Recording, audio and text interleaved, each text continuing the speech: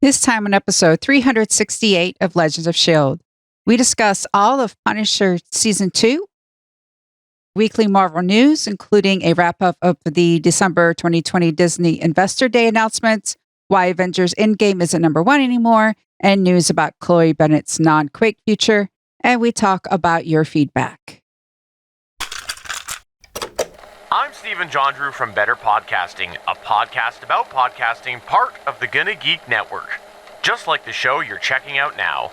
Shows on the network are individually owned, and opinions expressed may not reflect others. Find fantastic geeky shows at GonnaGeekNetwork.com.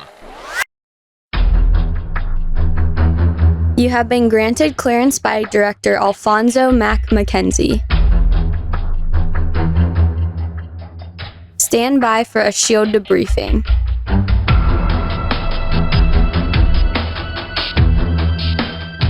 All information to be discussed here is classified and may only be discussed among agents granted clearance by the S.H.I.E.L.D. director.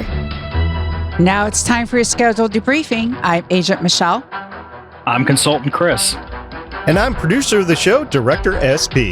Welcome to Legends of S.H.I.E.L.D., a Marvel Comic Universe fan show. The show is recorded on Sunday, March 14th, 2021, live from the Legends of S.H.I.E.L.D. studios and broadcast New York citywide via www.geeks.live. Come and join our live chat as we record.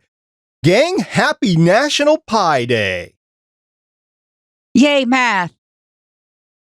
Well, see, I just want to eat pie now.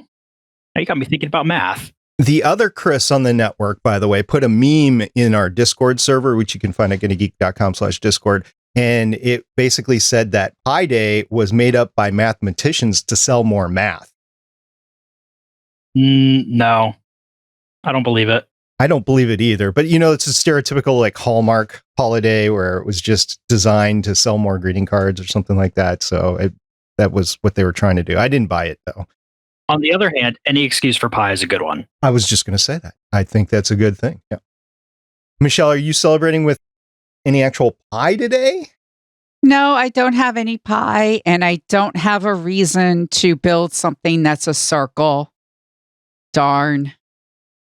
I had a little bit of cheesecake for lunch, so can we call that pie? Why not? Okay. Sure. We'll go with that. All right, so wherever you are, I hope you've had a great Pi Day. Pi, of course, is 3.14, yada, yada, yada, and it's March 14th, so 3/14 or 3.14. That is why it's Pi Day, P-I instead of P-I-E. Of course, there's all sorts of in-betweens back and forth between the two. So you celebrate Pi Day however you want. In the meantime, let's get on with the rest of the show. Legends of S.H.I.E.L.D. is a fan-based podcast on the Marvel Cinematic and comic book universes. Because of Manspread. If you'd like to talk to us about Manspread, you can catch us on our website, legendsofshield.com. You can leave us a voicemail at 844-THE-BUS-1. That's 844-843-2871. You want to leave a comment on our Facebook page about how Michelle basically just stumped me into saying Manspread, you can catch us on Facebook at Legends of S.H.I.E.L.D. Podcast. You can share your thoughts about Manspread with us on Twitter at Legends of S.H.I.E.L.D. Please leave us a comment about manspreading, I guess, on our YouTube channel at youtube.com/GonnaGeek and make it family appropriate, please. You can tell your Amazon device to enable Legends of S.H.I.E.L.D. skill. You can join our Discord server, as I said before, at GonnaGeek.com/Discord. And remember, Legends of S.H.I.E.L.D. is a proud member of the GonnaGeek.com network. First of all, I want to formally, I know we went through our whole spiel, but I want to formally welcome Chris back to the podcast. Chris, you are Waffles on the Discord server for those that are there, and you have your own podcast, which you said is on hiatus right now. Yes, that's actually as of today. So if you're a little bit behind, you've got a ways to go to catch up. But I need to get into a new house and stuff needs to jump on with that. So Play Comics, it's not completely on a hiatus, but the production is being really slowed down, basically to edit episodes before the wife wakes up on the weekend. Okay, so you said a couple of important things there. You are the host of Play Comics, which is on the Gonna Geek Network. What is that show about?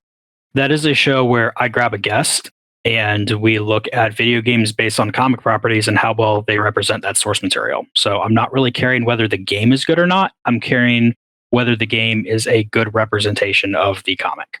Okay. So if you like video gaming and comic books and like the crossover between the two, that is the show to go listen to. Also, you mentioned something else that's interesting. You are going into a new house, which is actually why you're here, is because Lauren is going into a new house. She allegedly closed just a couple of days ago and is in the moving process. So we needed a third, and I couldn't think of anybody that was better to come on to the show today than you for our topic today. So thank you for joining us. Well, thank you for that. And I was talking to her a little bit earlier about how much packing is a horrible experience.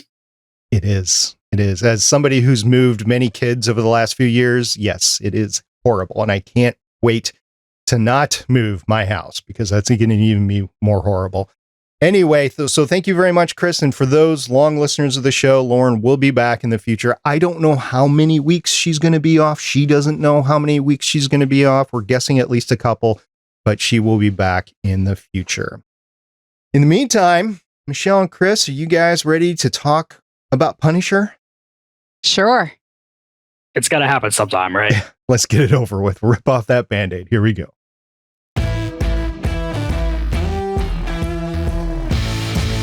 Punisher Season 2 was published to Netflix on January 18th, 2019, in the old style of streaming shows where you would binge it all in one weekend. I didn't watch it until the last couple of weeks, so it's been a couple of years. Which in Legends of S.H.I.E.L.D. background is actually pretty decent. We're just over that 2-year mark. I think we're doing good. Once we get to the 3-year mark, I'm like, ugh. And I might add that we've only got one more Netflix Defenders show, and then we'll be done with being so far behind with content because we're current with the Disney Plus content. The creator and showrunner for both seasons of The Punisher was Steve Lightfoot, who also was an executive producer on other shows like Hannibal.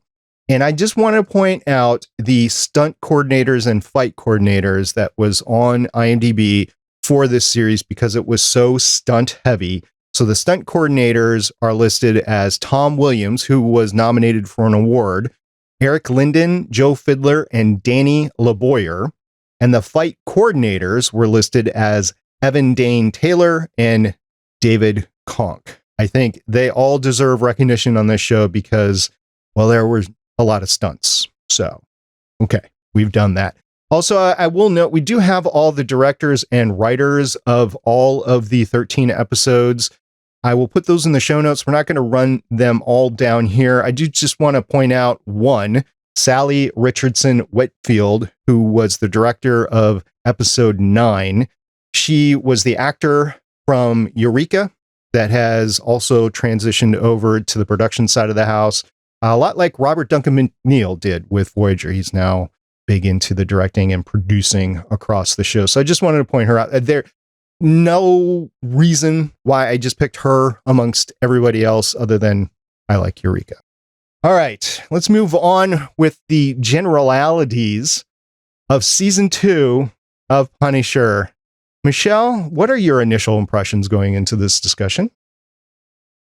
What was the point? It was really just, why is anyone doing this? Why should I care? And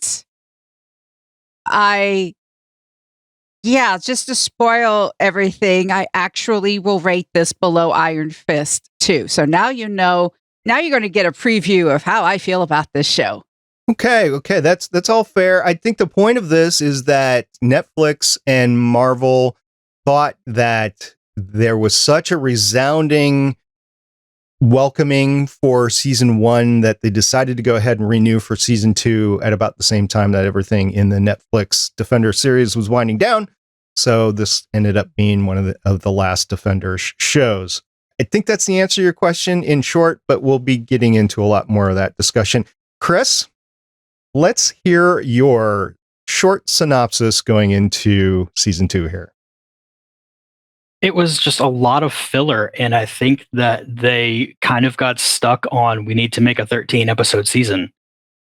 And so that's what they did. And I think it really would have been better if they had just done a couple short seasons, or, maybe half a season looking at the Pilgrim and half a season looking at Jigsaw.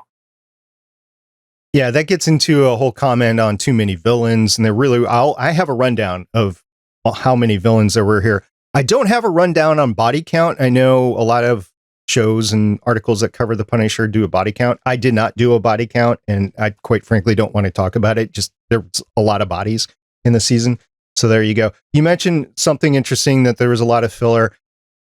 I said you don't have time to watch the entire season, you haven't already, and you just want to get a sense on the Punisher. Watch the opening scene and then watch the last 25 minutes of episode 13. You're caught up. That's all you need to know. You just go forward from there. You do miss a couple of things, one of which is Karen's appearance, but you could go back, I guess, and watch that. That's forward through the scenes that she's not in, and it's only the one episode in the hospital there. Anyway, so that's why I think of it. I watched it on the treadmill. We've been talking about it in the post-credit scenes for the last few weeks. I watched it on the treadmill. I did not watch it sped up on the treadmill. I did watch it sped up at 3 times when I was doing show notes later, so there's your flip there. And yeah, I am glad that we're moving forward to Jessica Jones next. Michelle, you watched it at a faster speed, right? Now, I watched it because I was doing show notes at the same time. I would fluctuate between 1.5 to 2 times. For those of you who know me, I usually watch, when I'm doing show notes, I watch them at regular speed. When it was WandaVision, I was watching the episodes 2 or 3 times. When I was doing Legion, it was 2 or 3 times. I'm doing show notes, and I'm just like, I am falling asleep. There's nothing going on. Let's just speed this up. And yeah, I'm so glad technology. Let's just say every time Frank had a cup of coffee as I was watching it, I had a cup of coffee. That's how much I had to drink to get through it. Chris, did you watch it at normal speed? I think you watched it right when it came out the first time around. I thought I did, but then we started rewatching it again, and I guess we didn't. Okay. This was your first time through, huh? This was essentially my first time through. And I didn't realize that I could speed it up, but I did skip like 6 episodes in the middle of the season. And once I got like 10 minutes into episode 10, which is where I picked it back up, I stopped feeling like I had missed anything. So I think we need to clarify, when you're watching like on a TV device, you're screwed because you can only watch it at normal speed. If you watch it through a browser that has a plugin that you can speed up video, then you can speed it up. Okay. I don't feel so bad about not knowing that then. Yeah, it's when we're doing show notes, we're usually watching it on our computers, so we're able to speed it up using the plugins that are available. And there's quite a few out there, but yeah. Anyway, guess we're all of the same ilk. So let's talk about what was right and what was wrong. Michelle, let's talk about some of your issues first, right? So let's talk about Billy, I guess. Let's start there. So Billy's in the hospital. He claims to not remember what's going on. He's wearing the mask. Madani is obsessed with him, and for some reason she ignores going to therapy and is drinking and can't move on. I mean, yes, she got shot in the head, but it's been a year. You were such an interesting character in season 1. Why are you being reduced to this obsessive, incompetent person? And then, don't get me started about, the therapist. For those of you who are first-time listeners, perhaps, I do not shy away from the fact that I have a mental illness. I have bipolar disorder, depression, and social anxiety. And that therapist gives therapists all the wrong names and things. That is not a good therapist. You do not fall for your patient. You do not help them escape. You do not help them commit murder. You are the worst therapist ever. one in a long line. It's just, I have it twice in my show notes. I actually have "Don't get me started about the therapist," and then later on it says, "No, really, don't get me started about the therapist," because, and then I understood him bonding with the other vets. I thought that was interesting. I understand because I've had to watch my cousin's son come back from Afghanistan and adjust back to quote unquote normal life. And when you've seen combat and you've come back, I just seen him in real life. That is quite the adjustment. But where was that going? Because it was him. And then we're going to talk about the other villains, but there wasn't enough time. It's so weird. Like we said, there's so much filler, but not enough time was actually spent developing this line of the show. For the record, I did not ask about the therapist. I was not going to ask about the therapist. I saw it in the show notes twice, and I was going to avoid that by all means necessary and figured you would bring it up at some point. You asked me about Billy. You can't talk about Billy without talking about that therapist. There's a pause there because this is a clean podcast. Okay. Chris, can you give us some background on Jigsaw there? I mean, Jigsaw in the show is just, it's weird. Like, I could never pick up on whether they were trying to have him actually forget about things or not. And granted, part of that is probably because I skipped some episodes. But I just got such a Harley Quinn Joker vibe from him and the therapist. I know we're going back there. But then, just the way he was continually going after Punisher, I couldn't figure out if he had the single-mindedness to go and take out Frank, or if he was trying to get his life back together. And it's like they couldn't make up their mind on what they wanted to do. I think Curtis said it best within the series that Billy just likes settling scores. And that's what his whole character motivation was. He also liked money, and it drove him to do some really wrong things over the course of the last 2 seasons. So I think that's basically Billy's motivation in the show. We've mentioned that there are too many villains. So let's run down all of the villains here. You have the Schultz parents. You have the Russians, and not just singular Russian or a Russian group or gang. You have 3. You have the Konchevsky, you have Nikolai Polonese, you have Kazan, and I know they're intermingled, but they appear as 3 different groups. So you have that. You have Billy and Billy's gang. It's in the Valhalla. You have Arthur Walsh, who is the volunteer that Billy goes after later. John Pilgrim. That's a whole other discussion that we will get to.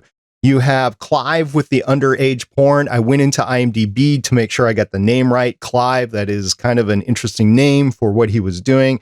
And you have all of the various bounty hunters that were after both of those for their $5 million bounty, both of Amy and Punisher for that. So there was just a lot of villains. There wasn't like one side versus another. There's like 10 sides all going after each other. And oh, by the way, you throw the law enforcement in there, and there's not just one law enforcement. You've got the New York City police. You've got Homeland Security. You've got this the sheriff, right? This country sheriff out in the middle of Ohio and his little small band out there, all separated. And you have characters, by the way, in this entire series that pop up once and that's it. And you're like, well, what was the point? Did you just put them in there just to get from plot point A to plot point B? There was no condensed storyline that went the whole way through. And if there was, I completely missed it because I was distracted by the 24 different villains out there. So, yeah. Yeah. When I did show notes, I actually had to go to IMDb and go, I think these are different actors, but okay. What upset me, because too many villains. The main villains ended up being the Schultzes because they hired the Russians and we'll get into Pilgrim because the Schultzes and Pilgrim's involved with that. Apparently, they're this force to be reckoned with. I guess they have media. they're supposed to be conservative. I think they're supposed to be some sort of, like the Koch brothers or with Fox News or with something like that. And they're worried because their son's gay and they want to protect their own image because, oh my goodness, our adult son, who's a senator, kissed another man and we're ultra conservative and we can't have that. That seems to be. But we don't get a sense of just how powerful they are. They have a small little town and that's it. We learn like episode 10 or something that they're this big force to be reckoned with and they have all this money. Why didn't we see that? They had two interesting actors playing them. Why couldn't we see just their corporations, their influence on the media? We didn't see any of that. We saw they have a big house and they run a small town and they have a senator for a son. What's the big deal? Because we don't know how big and powerful they are. I really didn't understand, why are we risking our lives for these pictures? He kissed the guy.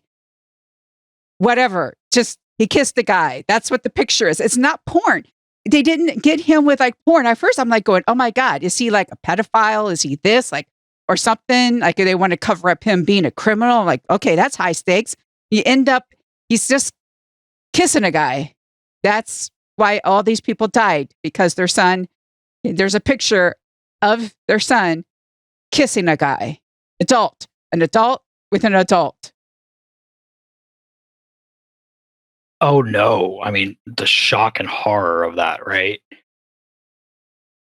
And it was only a few years ago. I really wonder if they would have been able to pull off doing that kind of storyline now.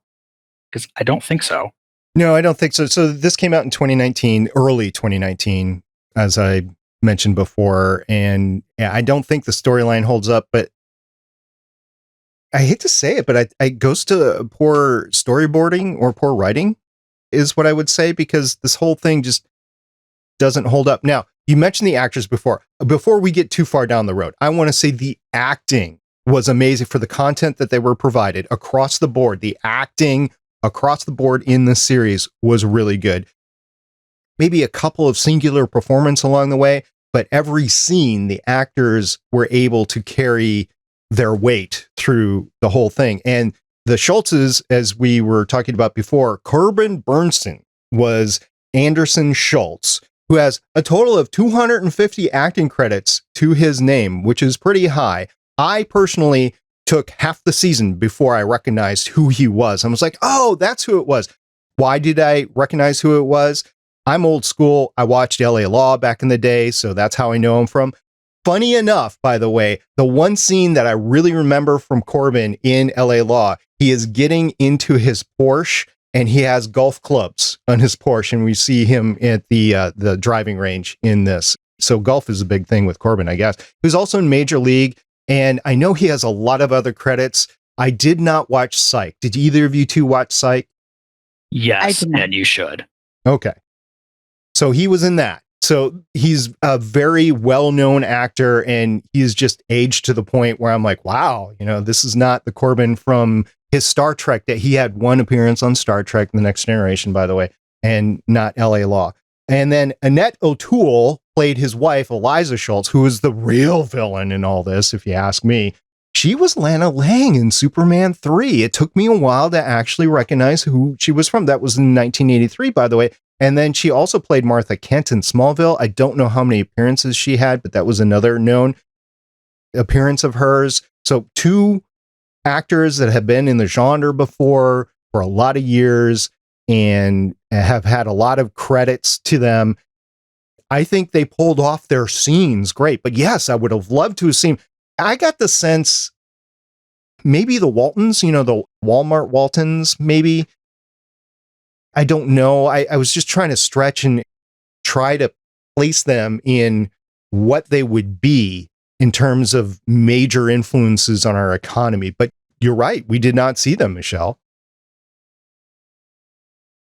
There was the other villains that are down, the Russians. So the Punisher and the Russians is a big thing, because the Punisher is Cold War soldier, hates the commies sort of thing. So we had the Russians in there. Maybe that was why they were thrown in there so much, but I just didn't. Okay.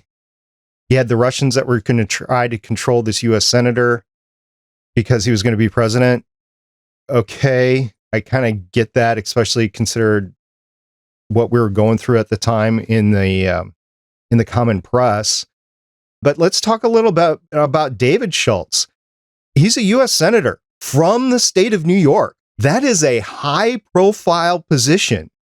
He wasn't in D.C. He was not fundraising. He wasn't in the public.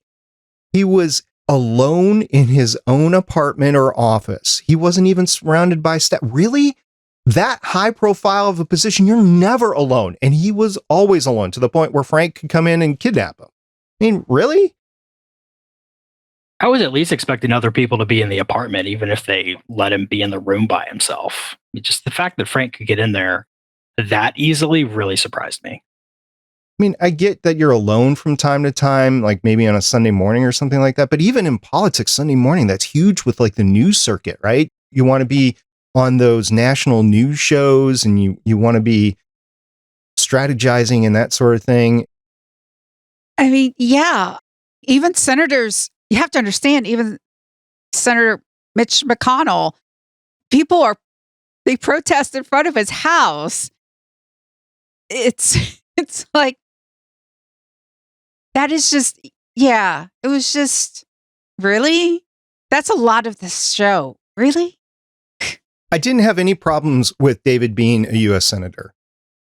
I could care less about his sexual preference or the issues that they were having during the show. I have an issue with how they were treating a U.S. senator. That's where I have a problem with. Just want to make that clear to our listeners that might think otherwise. But okay, I got that off my chest. There's going to be a lot of getting stuff off my chest in here. So, Amy, she was just a prop the entire time. I know we got a little bit of character progression, but she was literally just the reason for the Punisher to go around and destroy things from episode 1 all the way through episode 13. And that was it. There's many different tests in screenwriting, and one of them is called the lamp test. And the lamp test is if you can take a character out of a scene and actually put their dialogue or their purpose on a post-it note and put it on the lamp and it doesn't change the scene, then you obviously have poor writing. It really did not matter who that person was. It could have been her. It could have been a guy named Jose. It could have been, I don't know. It could have just been a St. Bernard with pictures in his collar. It really didn't matter at all who this person was. It was such a stretch to get them together. That's part of the problem. They meet randomly. He kidnaps her. This is like, I mean, she, yes, lies and doesn't want help, but for some reason there's those cool bar fight scenes. Forces himself to help her. You know, that was really uncomfortable in so many ways. And then she ends up stealing from Adani and whatever. It didn't matter who she was. He could have been dragging around a lamp and it still would have been the same show. Yeah, I got the idea that they were maybe trying to go for a Wolverine Laura Kinney type deal. And I mean, if that's what they were going for, they just really failed with it. So I hope that's just me reading into things. My one point of identity with Amy was the fact that she wanted to go into marine salvage. And that sounds cool to me. So way to go, Amy. I hope you did. You know, it's been a couple of years. So headcanon says she got her certification. She's out there doing marine salvage in the Caribbean. Unfortunately, there's a lot of hurricanes that occur in the Caribbean, have been lately. So there's a lot of boats that get affected, catamarans, sailboats, that sort of thing that need to be salvaged. So I'm just thinking that, you know, she finally got into that. Maybe she finds some treasure that way. Anyway, you brought up Madani. I'm going to talk about Madani. She is the special agent in charge of Homeland Security for New York City. We don't see her office once. Not once. I mean, we see her crime lab, but we don't see her. I mean, really? She's the special agent. She's in charge in New York. And we don't see any other Homeland Security anything except for the lab tech, who is really weird and strange. I'm relatively okay with not seeing her office. But we also didn't even really see her do much of anything besides go harass people in the hospital. And talk to the CIA. I mean, that's about it. You know, if you're in charge of Homeland Security for an area like that, you are going to have things to do. So who's doing her job for her, and how do I get her job?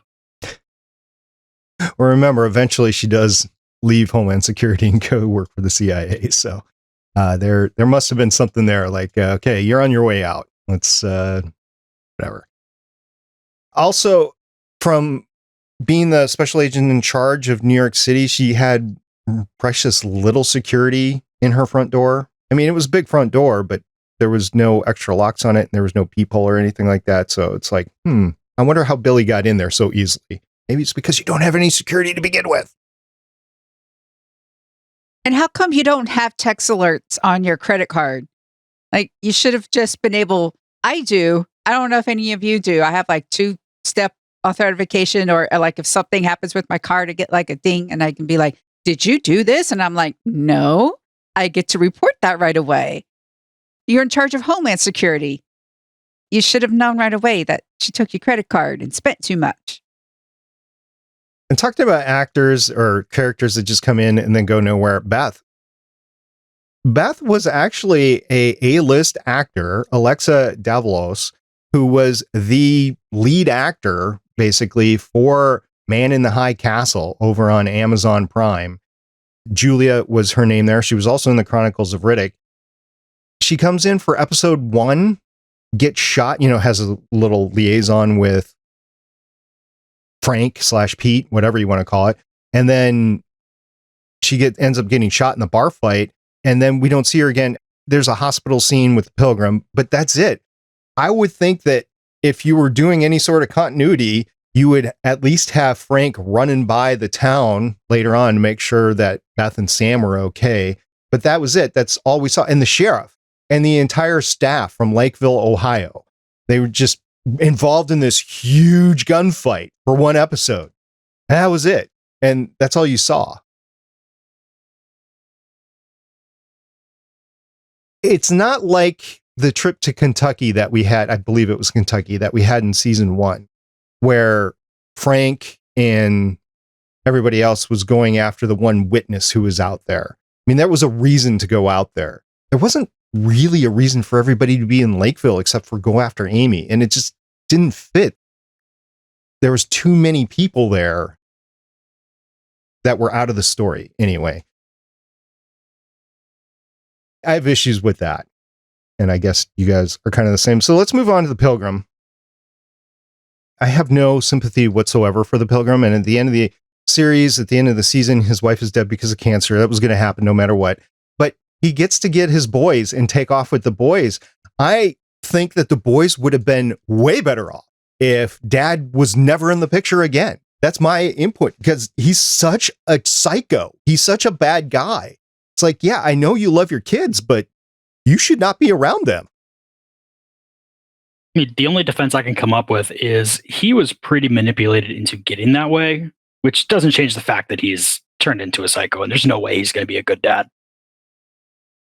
Well, I think he was a psycho to begin with. I mean, that was the whole flashback series that we got. Like, he had done something bad, and the wife, Rebecca, was stabilizing him, and that's what got him out to wherever. I still don't know where that was. Was it New York? Was it Ohio? Who knows? It doesn't matter. Nothing in the show matters. Fair enough. So anyway, I think he was a psycho the whole way through. He was involved in that white supremacist group, which I didn't even mention before, in the list of villains, right? I guess you could call them part of the bounty hunters, but it was a whole separate group that John Pilgrim was intervening with, because that's where he came from with the tattoos and everything, the white supremacist tattoos. Yes, all bad guys. I get it. And I'm glad that they were all taken care of in the end. But Pilgrim, I don't have any sympathy whatsoever. I think he should have been taken out at the end, because he's now like Frank, running around doing stuff. Yeah. First it's okay, I get it. You're white supremacist, you leave, you try to make amends by becoming part of this community, and you marry, and she's all like, I forgive you and you're going to find redemption through me. Then she gets cancer. And then the Schultzes are like, they're aware of his violent past. And so they're like, well, we're paying for your wife's cancer treatment. So you better go kill people for us. And because we tell you God's, on your side, it's okay. Guess what? It's not. And the whole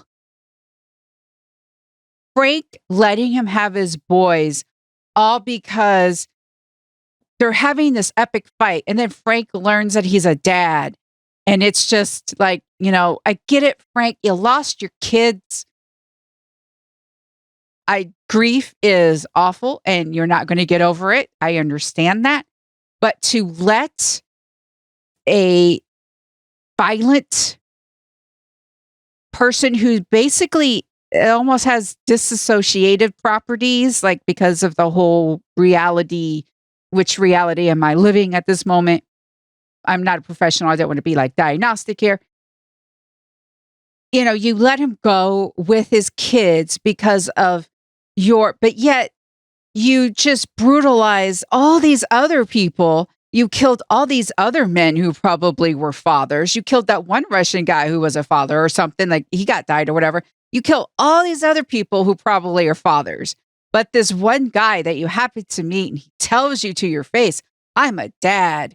And you're like, okay, I'll let you go. Yeah, just a clarifying point. There was a lot of people Frank killed and a lot of Russians Frank killed. But the 3 leading Russian guys, he did not kill.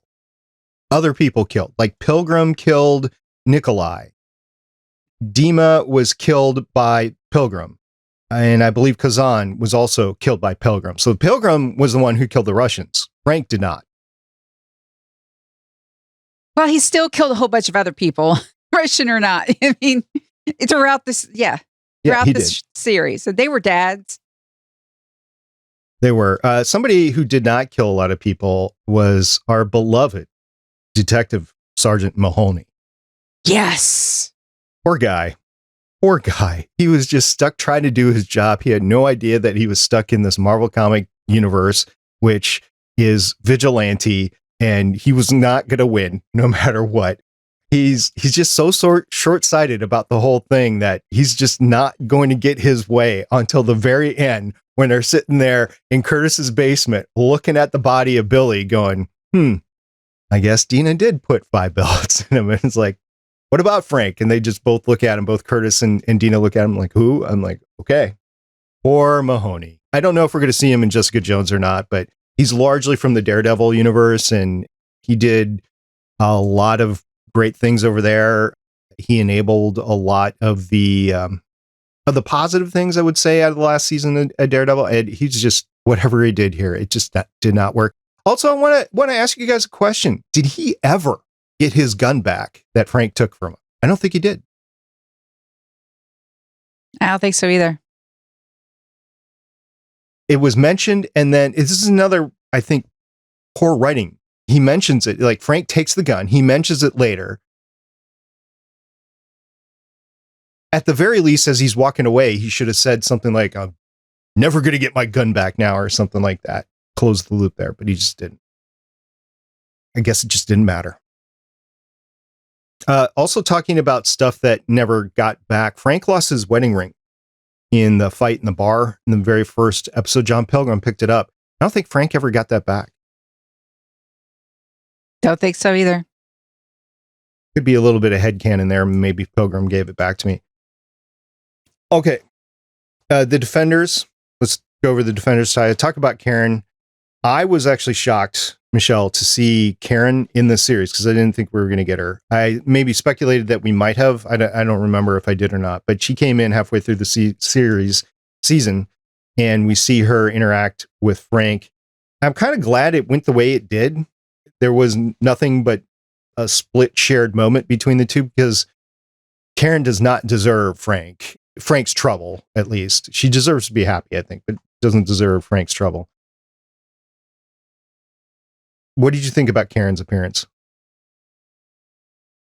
I thought it was one of those things where it's like, hey, remember Punisher is a spinoff of Daredevil. You liked Karen in the first season. Let's put her in one episode just to satisfy you. Yeah, I think that's about it. Chris, anything else? I was really excited when the dude down in the morgue only wanted her shoes, because that is not what I was thinking he wanted. No, I thought it was other things. Yeah, I thought it was more adult things. Yeah, I was like, oh my gosh, I can't believe Karen's doing this. But then when you see him walking out with the corpse as he's walking out with her shoes, you're like, oh, okay. Ed, I believe his name is. Yeah. Ed. Crazy Ed or something like that. Anyway, I was glad about that. And then also, I guess the last character to really talk about anything, Curtis, we haven't mentioned him specifically. All the dude was trying to do was do his right, and he gets caught up in all these things. He ends up killing a guy along the way. It's kind of a tragic story for Curtis because he's caught in between his buddies, and he's made a decision from the get-go that he wants to kill Billy, and he just gets involved in it. It was just really difficult to watch Curtis having to deal with the situation with Frank. I was happy he lived. And made the decision to save David, I guess, right? Yeah. All right. So I've got a couple of things here. First of all is the list of fights. I wanted to do the top 10 fights, but I created the top 11 fights, and you guys can disagree with me on the level here, but I did put an honorable mention, and I put an honorable mention for a reason. It was in episode 9 when it was the fight at Chantel's apartment. Chantel was the friend of Amy, and she turned them in for the money, right, or portion of the money, the $5 million. But Amy ends up, she didn't technically kill somebody, but she did shoot to kill somebody. So I'm going to put that in as the honorable mention for top 11 right there. And Frank did kill the guy. I mean, put him down, but it was a short fight. There wasn't much to it. There was a little stairwell action, a little through the door action. That's number 11. So number 10, I will say, is the midpoint of the season. Actually, it was at the end of episode 7 and the beginning of episode 9. It was the robbery of the cash advance store. I think it was cash advance store, whatever that was. And it was the street gunfight and the car chase after the cash advance robbery. So that's number 10. Number 9 would be the car chase escape from the hospital. Now, this is Pilgrim going after the ambulance that is driven by Mahoney and Frank handcuffed in the back. So there wasn't a lot of fighting. There was a little car chasing, and then there was a little of gunplay at the end with Madani and Pilgrim. But I didn't think it was epic or anything. It was just a notable fight in the series. This is interesting. Given all the other fights that happened, the epic fight that happened at the end outside the trailer, and I watched it twice, was the Pilgrim and the Punisher fight at the end. It was the climatic fight. It was the last fight of the series. There was some hard hits. There was some metal being thrown around, but they were so tired, which I think is actually appropriate because they both had gone through hell at that point, that the fight really didn't last all that long, and they didn't incredibly maul each other. So I'm going to put that as number 8. You guys have any disagreements with that? No, that sounds about right. Just nothing too remarkable about it. Okay. So number 7, I'm going to say it's the fight at Pilgrim's Hotel. This was the fight where the Punisher actually ends up going through the wall in between the two rooms after the Pilgrim had shot up the wall with like 50 different weapons and stuff. And so the Punisher just came through the wall. I just thought that was a little bit epic. And then it followed on with a not Winter Soldier elevator fight epicness, but it was an elevator fight with 3 cops. So that is number 7. Number 6 was the fight, and it's actually 2 different fights, but I'm just going to call it one. It was in between episode 12 and episode 13. It was the Dr. Dumont and Billy Russo fights against Madani in Dumont's apartment. Figured that was an appropriate place for that. It wasn't incredibly hard hitting. There wasn't a lot of gunplay, but it was very pivotal in the terms of the entire series. So that's what I put as number 6. Number 5, I will put at Pilgrim's fight at his gang's bar with the white supremacists in episode 10. This fight was interesting. I didn't bring this up before, but the head of the gang, or whatever we're going to call it, was actually the cop that was in Person of Interest. So if you go back and watch Person of Interest, it's the same guy, poor guy, and he just gets pummeled. I think there's some CGI at the end because his face is so disfigured from the Pilgrim just pummeling him. You guys remember what I'm talking about with the guy's face? Oh, yeah. Yeah, that was just brutal. Number 5, another brutal fight. I will go with the gym fight. And this is when Punisher just goes off on the Russians and he uses the weights against them and again disfigures the guy's face with it. That Russian wasn't so smart to begin with, but dang, that was pretty bad. So that's number 4. That was episode 5. It was number 4 fight. Number 3, so this is top 3 fights. Number 3 was episode 10. I will put as the fight at Valhalla. This is the fight that Billy's gang used rock salt and rubber. What we find out later is rock salt and rubber bullets against Frank. And I have a little note about that. Frank stole some guns to fight back and they actually had bullets in them. So did they plant real guns for him to steal? I don't think they were thinking that much in advance. So I think it's a little plot hole right there. Anyway, the gunfight at Valhalla, I thought that was very well crafted by Billy. I think Frank had to literally go through hell to get to the point where he was thought that he was shooting those 3 girls later. I think that's a good number 3. You guys have any qualms about where we are so far? Nope. Okay. Number 2, I will put the fight at the Lakeville Sheriff Department. That was pretty epic, and it might have been number 1 fight in any other series, really. It was in episode 3, and this was Frank that had to go outside the police station to kill all the Pilgrim's men and shoot the 2 guys that were lighting and throwing the lighted cocktail into the sheriff's department to save everybody. The suspense was like an episode long. The sheriff had to give up to Frank. Frank went out and was the one-man lone devil that came into town and took care of everything. It was a big fight. So if you like a big fight, episode 3 is probably one you should watch. And then, like I said, episode 1, watch the bar fight. It's incredibly brutal. It's incredibly specific. I think the choreographic crew, the fights and the stunt choreographers had their A game on for episode 1. They had some planning time beforehand and it really paid off. I do question some of the stuff, like you bang a person's head against the sink enough to break the sink off. The person's head's not going to be attached anymore. But it was brutal, and if you like Punisher fights, I think that's the number 1 fight. So that is your top 11 fights from the Punisher season 2. All right. I guess the last thing to say here, let's get into last thoughts. Chris, you have any last thoughts? Honestly, I'm trying to figure out whether this or Iron Fist is a better watch, because the acting is definitely better here, but I think they put together a better story and continuity in Iron Fist. So if you could somehow mash those 2 together in a good way, I think you'd be set. Yeah, I mean, in Iron Fist, you had the ladies that really knew how to fight, though. There were strong female characters, I guess, in this one between Madani and Amy and Karen, but they were not strong. They were not depicted as capable. I don't think 2 women were actually in the room ever talking about anything. No, their Bechdel test grade was a total failure. Yeah. Okay, fair enough. But I would agree with you that overall the quality of acting was better in the individual scenes. It's just the storyline was. Oh, yeah. I mean, the actors can only work with what they're given. So, I mean, they're not out there writing it on the fly or anything.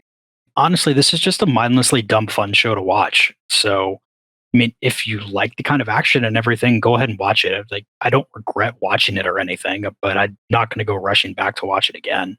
But here's the thing. I don't think Marvel really wants a mindless show. I think they want good quality shows. And I think they've finally given in to, we need everything connected. So we need to have that in order for these shows to be impactful. Michelle, what do you think? Yeah. I actually do. The reason why I do put this below Iron Fist 2, because in Iron Fist 2, we had Colleen and Misty. They had intriguing storylines. They had great scenes together. This, again, like when you can skip episodes, when you can watch something at 2 times speed and still understand what's going on, then you know something's wrong with the writing and the pacing. There was no one who, it just seems as though they did not have anyone like a Kevin Feige come in and go, this is not going to work. Yeah, and the last thing I'll say is, this happened about the time that Stan Lee left us, and there was a tribute. There wasn't a cameo of Stan Lee. This is one of the first things that there wasn't a cameo for, but there was a tribute. At the very end, you have the Punisher this is months after the end of the show, really. You have the Punisher sitting in a pickup truck, and he's ready to go into this gang-on-gang meeting, and he's planning on killing everybody. And the gangs get in, and they're like, oh, you called this meeting. No, you called this meeting. And then they draw guns on each other. And then Punisher comes in with his stereotypical Punisher guns and his new Punisher vest, might I add. And he comes in and just fires away, fires full clips. And it's the iconic Punisher pose in a vaulted warehouse. Full of brown-skinned men. Yes, I'm glad you said that. You have all that going on, and it fades to black. So a lot wrong with that scene to begin with. But then the next thing that's up on the screen is, quote, in loving memory of Stan Lee, unquote. So you've just had the Punisher go into a room, guns blazing, kill 3-4 dozen guys, and then you say, in loving memory of Stan Lee. Now, I get how the Punisher was iconic and Stan Lee had a part and everything, but I just don't think that's an appropriate tribute. I had issues with that when I saw it and still do. And off the top of my head, I don't remember if the timing just works out weird to where they could have had everything done and just put that in because it's Marvel. They have to do something. They could have let the credits roll for a little bit and then done it, because then there would have been a space between here's Punisher doing that, followed by this touching moment. I think being able to have the credits in between, because it's appropriate to have something like that at the end of the credits. Or a mid-credit scene, and it's not like, or like a picture of Stan in a Punisher sort of, I don't know, panel or something. I mean, he did a bunch of appearances throughout his life. Something like that, I think, would have been appropriate. But no, they had it right after the Punisher killed a bunch of people. They didn't show the people getting killed, but it's the inference there. So anyway, okay, I've gotten all that off my chest. I feel much better. How about you guys? Yeah. I'm going to be so glad to go back and watch WandaVision again. A little comfort food, WandaVision. Yep. So speaking of that, on Disney Plus, we did complete WandaVision. We have some feedback from that episode last week later on in the show, but next Sunday, we will be covering Falcon and the Winter Soldier. I think it's just episode 1. I don't think they're going to do 2 episodes, but they might. Whatever airs on Friday on Disney Plus, we will cover on our next episode next Sunday at 5 p.m. Eastern at geeks.live. All right, let's get into some news, guys.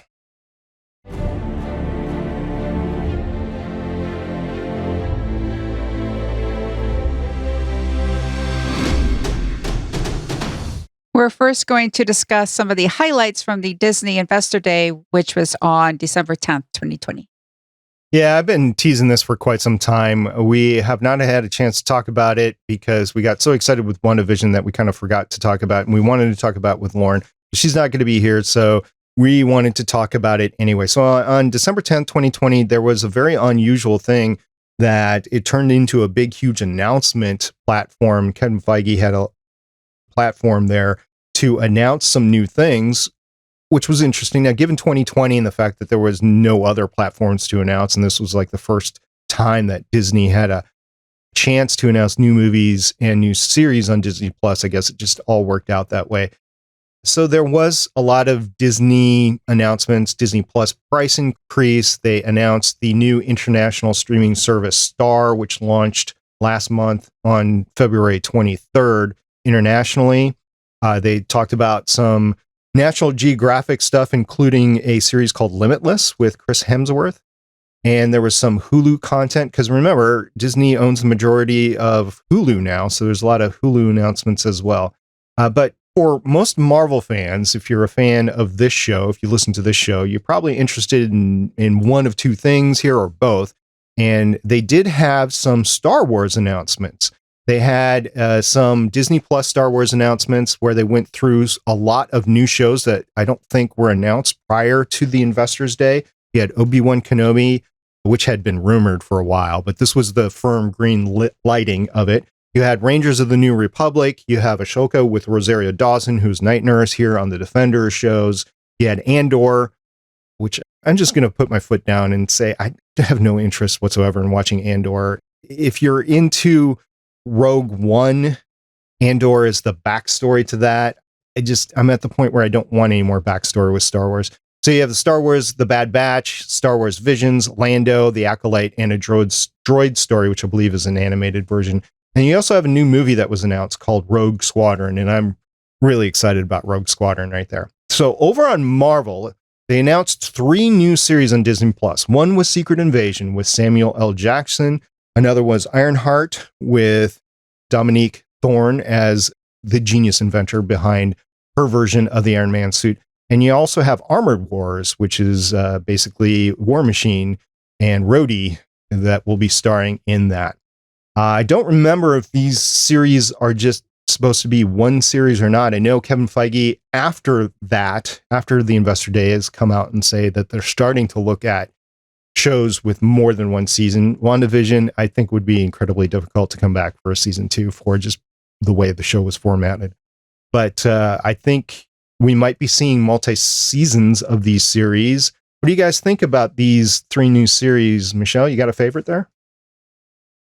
Ironheart, I was able to read some of the comic with her as a character. I like that idea. So that one intrigues me.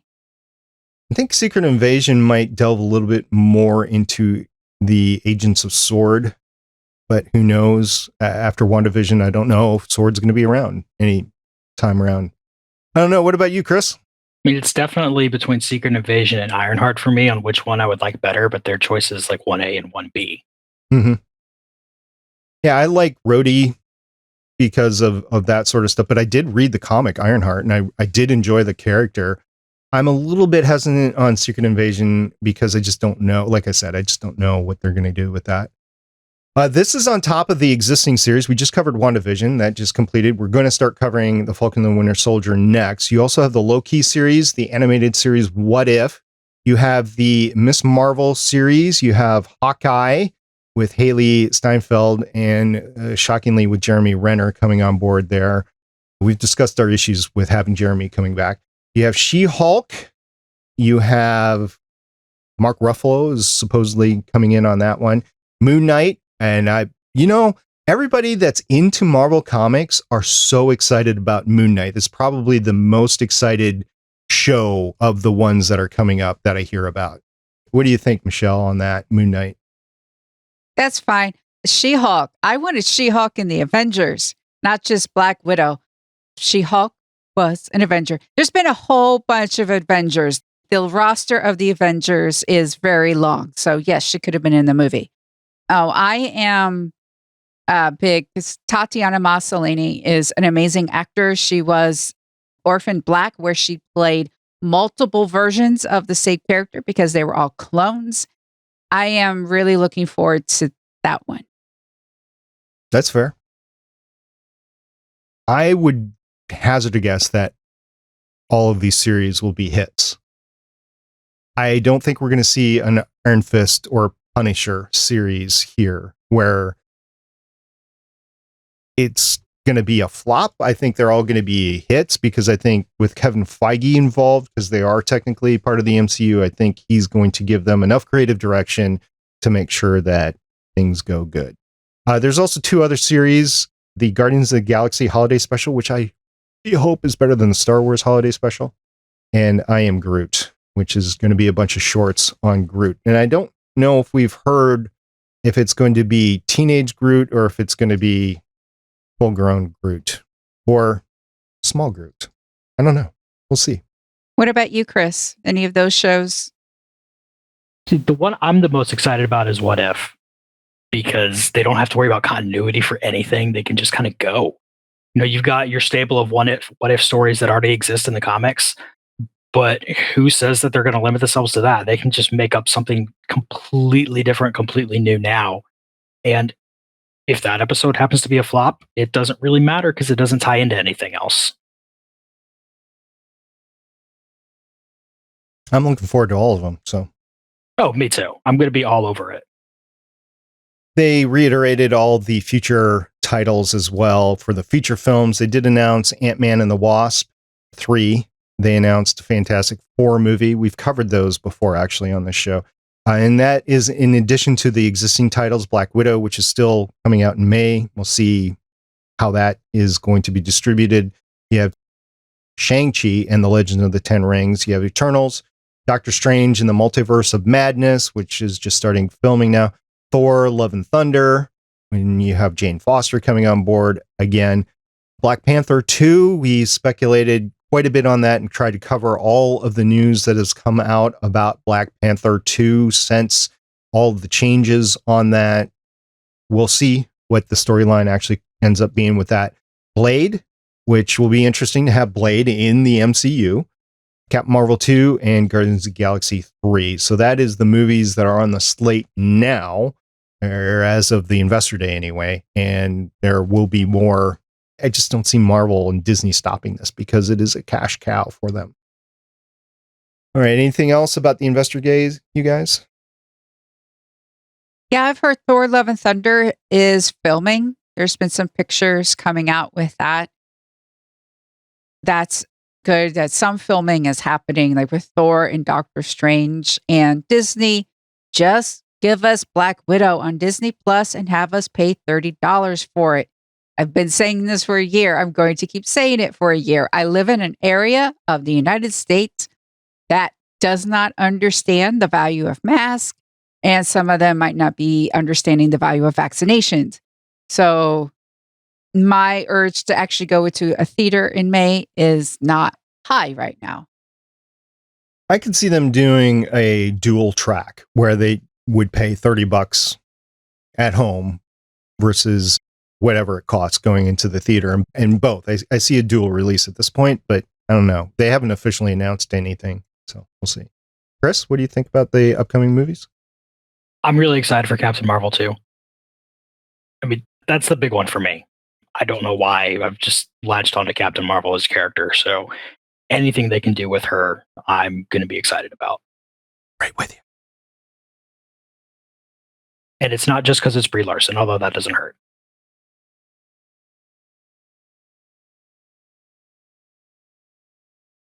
Yeah, of course, Captain Marvel 2, especially after WandaVision, because we saw Photon or Spectrum, whichever name they're going to give Monica, come about. And I mean, they all seem very intriguing, these films. So if you listener have any comments about the Disney Day announcements or any of the upcoming series that we just talked about, let us know. We're going to move on to some Marvel Studios news, and we're talking about Avengers Endgame at the box office. Yeah, so there was a lot of posts over the past of the couple of days. Apparently, Avatar was re-released in the China theaters, and it made enough to overtake Endgame as the highest all-time grossing film worldwide. Michelle, you've done some further analysis of the numbers here, though. There's something called inflation, and that's when at one point a dollar bought so much, and then now a dollar doesn't buy as much. So when you adjust for inflation, the top grossing film worldwide is still Gone with the Wind at $3.8 billion. And then you have Titanic at 3.4. I know Avatar is going to get up there, but it still has not overtaken Gone with the Wind until something actually reaches $3.8 billion globally. Gone with the Wind's going to stick around. All right. That's fair. That's fair. So my thoughts on the Endgame versus Avatar jostling right now, the only winner here is Disney and Disney stockholders. And here's why. They own both properties, and it just enables a bidding war for both fandoms. Like if you're a hardcore Marvel fan, you're like, I hate Avatar. I want to go and make sure Endgame is number one. So then they release Endgame to the theaters. So people go see that. So it makes more money than Avatar. Then they'll do the same thing with Avatar in the markets that like Avatar, like China, for instance. And then it makes more money. So it's just a money grabbing scheme right now from Disney. And the pandemic doesn't hurt things right now in that aspect because there's very few new movies out there. So what do? Well, you release the big hits again. That's what people go to see. In my opinion, the only way to win here is not to play the game and just watch the movie at home. That's just my aspect of it. I don't know, Chris, what do you think of all this? Go see it at your local AMC. This isn't financial advice. So you're a big Avatar fan. I mean, honestly, I like Endgame more, but Avatar is not bad either. And if you're going to have to re-release a movie that long afterwards to get it to pass another one in earnings, it's pretty obvious why you're doing it. Also, to remind people that it exists because James Cameron has been taking 1 billion years to release Avatar 2. And there's that. Yeah, he was having that problem before Disney bought him out. And Disney bought him out, and Disney's probably getting very impatient with James. Here's the other thing I was thinking, though. In the Avatar movie, it's a very specific time frame and amounts of technology and stuff like that.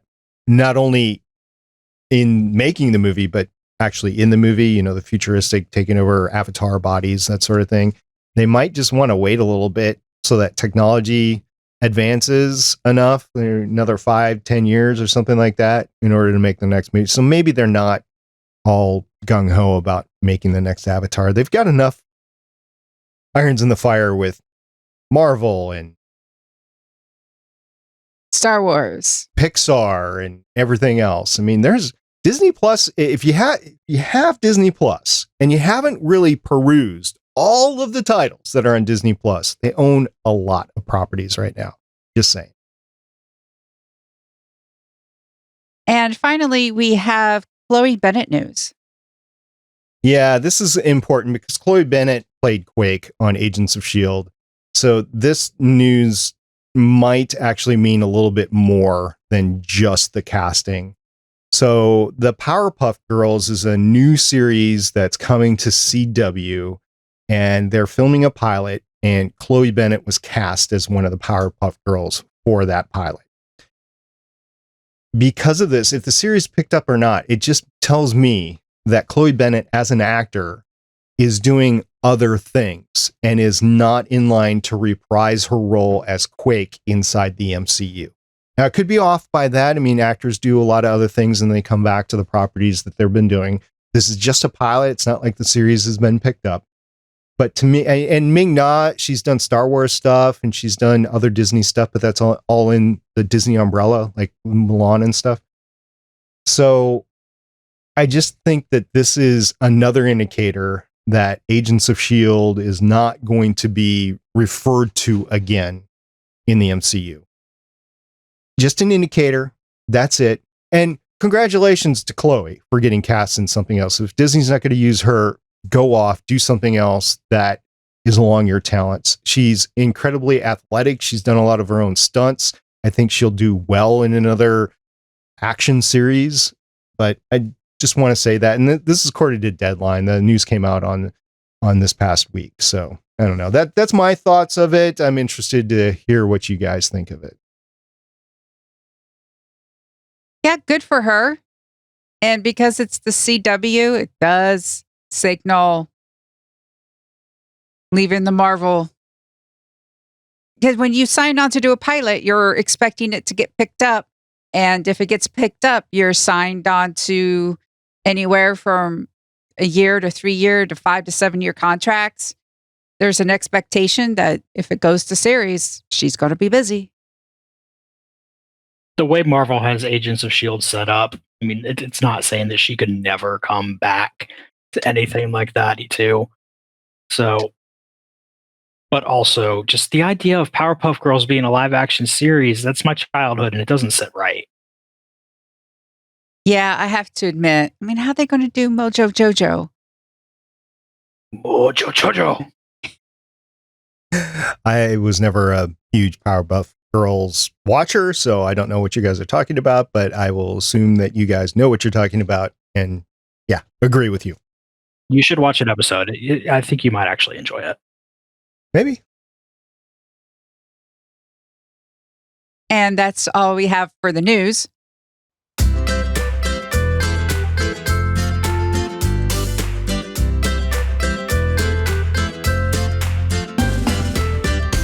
We're going to do feedback. We have Twitter, and we had a poll of something. Yeah, the Legends of S.H.I.E.L.D. Twitter account put out a poll of which was your favorite Disney Plus series to date, WandaVision or Mandalorian. And with 13 votes, we had 69.2% of the respondents say they liked WandaVision better than The Mandalorian, which just came in at 30.8%. Of course, I think this poll is kind of biased because this is Legends of S.H.I.E.L.D., so a lot of Marvel fans follow Legends of S.H.I.E.L.D. versus Star Wars fans, so there is that. But it said, I mean, we had some responses here. I want to read a couple of the responses. So we had a response from Runa who said, Mando is enjoyable and Grogu is super cute, but I don't find it very exciting for the most part. I mean, yeah, Baby Yoda, and it wasn't exciting to her. I personally like The Mandalorian, but okay, there you go. Mr. Paraclete said, WandaVision is great, but feel like Mandalorian gave me more awesome moments. To be fair, Mando had 2 seasons. Our lower expectations going in to accomplish it, so it's not exactly apples to apples, more like frog eggs to breakfast for dinner. Okay, yeah, frog eggs. There you go. So yeah, there was some feedback on that. What do you guys think? WandaVision or Mandalorian? I'll throw that to Chris first. I liked WandaVision better. I mean, I liked Mandalorian. I liked going into that, not instantly kind of knowing where they were going, but I just really liked seeing how they made WandaVision move along. And I was actually really enjoying the fact that they did it week to week instead of dropping it all at once. WandaVision has more rewatch value than Mandalorian. I did like Mandalorian's lone wolf and cub feel, but WandaVision was just something new, and I was just not expecting that level of writing and performances, and yeah. I don't think you could go wrong with either answer personally, but if I had to answer this, and I did not vote in it, but if I had to answer it, I'd go with The Mandalorian, just because I'm more of a sci-fi guy than I'm a Marvel Comics guy, but they were both really good series. We also had some feedback from our last episode on WandaVision, and we had some issues with Monica Rambeau. And there was some news that came out on this in the past week since the finale. So I just want to take some time and go through it. So we had Adana Girl reply, and she said, regarding the boner moment, I'm an 80s child. So to quote Cap, I understood that reference. And she linked a screenshot from a Slash Film article. And the paragraph here does a lot to explain what went on. So I'm just going to quote this. Quote, One of the changes was Monica Rambeau's role in the finale. The rogue SWORD agent and newly empowered hero curiously didn't have much to do in the finale, apart from uncover the secret behind Ralph Boner, which was a reference to Growing Pains, which Matt Shakman starred in as a child actor. Matt Shakman was the director for all of the WandaVision series. And give Wanda a tender parting piece of validation. We built and rebuilt so many different versions of how Monica would function in the finale, Shakman said. She had in some versions a much bigger role to play in the larger fight than that was happening, unquote. So this gets to the point where you had the pandemic, you had to change some things in the filming, you had some actors that weren't available. Apparently, that Darcy Kat Dennings was not available because they had to shift the filming times around. I think there could have been some isolation issues with the pandemic as well. But they did go ahead and acknowledge that the finale and the last couple of episodes were reshaped because of the pandemic. And one of the issues was Monica Rambeau, which we all had issues with. And now, Chris, you did not have a chance last week to say anything because you weren't here about Monica Rambeau. What did you think of her use in the finale? I was wishing it could be more just like this, but everything that's coming out right now, I'm just assuming is a pandemic related issue if people aren't there. Yeah, I know we covered that, and that's one of the reasons why we're getting Falcon and the Winter Soldier after WandaVision is because of the reshoots that they've had to do and the COVID issues, especially since that is a stunt heavy, and trying to do stunts in the middle of a pandemic, difficult. Yeah, we also had Andy Migna tweet us, and he said, regarding Darcy, I remember at the Eric Goldman speculating because of the pandemic and possibly scheduling conflicts, she might not have been able to be on set for later episodes. So I'd have to go back and look at Eric Goldman's statements, but I'll just assume that to be true based on everything. And as a matter of fact, her scene, I thought, and we didn't cover this last time, it could have been filmed beforehand. They could have just taken it and then done some CGI and maybe some ADR with her and made it appear that she was there. She might not have been on set for that final shot there. I don't know. So yeah, we recognize that, but it was okay. We do have some dangling plot threads, and we hope that a large majority of them will still be tied up once they get all the way through to Doctor Strange, because I don't think there's going to be a WandaVision season 2. So yeah, thanks everybody for commenting back on our WandaVision episode.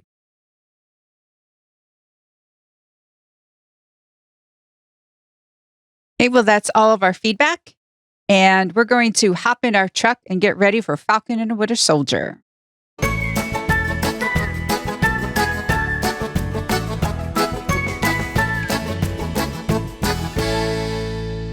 Chris, thank you very much for joining us tonight. It was great to have you in the seat. Great to have you with us. And thank you for going through The Punisher another time. It was a rather punishing experience, but I think it was worth it in the end. So thank you very much for that. And I want to thank our listeners for sticking with us. We really appreciate that. If you haven't had a chance to review the podcast on Apple Podcasts or Podchaser, we do ask you to do that. It puts some wind in our sails as we go forward. I'd like to thank everyone who interacts with us and who listened to this therapy session, because it was either going to be this type of therapy session, or to quote my mom's take, it was boring. But we waited to the end for your mom's take this week. Until next time, I'm director of the show. I'm producer of the show, Director SP. I'm Agent Michelle. And I'm Consultant Chris. We'll see everybody next time. Bye. Bye. Falcon Winter Soldier. Thank you for listening. If you want to leave us feedback, go to gonnageek.com and you will find all our contact information and other shows. You can also visit legendsofshield.com, where you'll find our complete archive of podcasts. The music heard on this podcast is by Kevin MacLeod, found at incompetech.com, and also artists on pond5.com and audiojungle.net. The opinions heard on this podcast are those of the individual hosts and do not represent Stargate Pioneer Productions, Legends of S.H.I.E.L.D, or Gonna Geek. Agents of S.H.I.E.L.D. is the property of the Disney Corporation, Marvel Studios, and ABC. No infringement is intended.